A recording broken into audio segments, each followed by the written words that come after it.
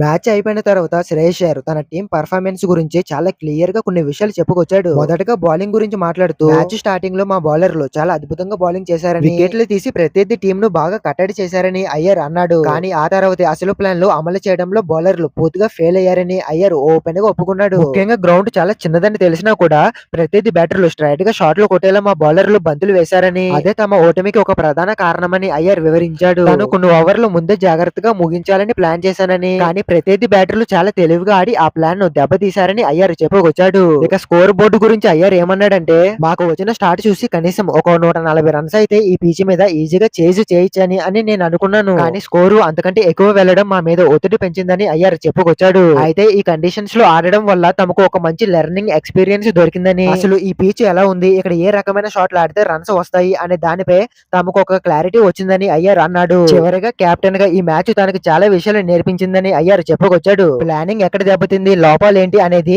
తను అర్థం చేసుకున్నానని, ఈ తప్పుల నుండి నేర్చుకుని భవిష్యత్తులో మంచి కంబ్యాక్ ఇస్తానని అయ్యర్ ఆశాభావం వ్యక్తం చేశాడు. మరి శ్రేయస్ అయ్యర్ చేసిన ఈ కామెంట్స్ పై మీరేమనుకుంటున్నారో మీ అభిప్రాయాన్ని తప్పనిసరిగా కింద కామెంట్ చేయండి.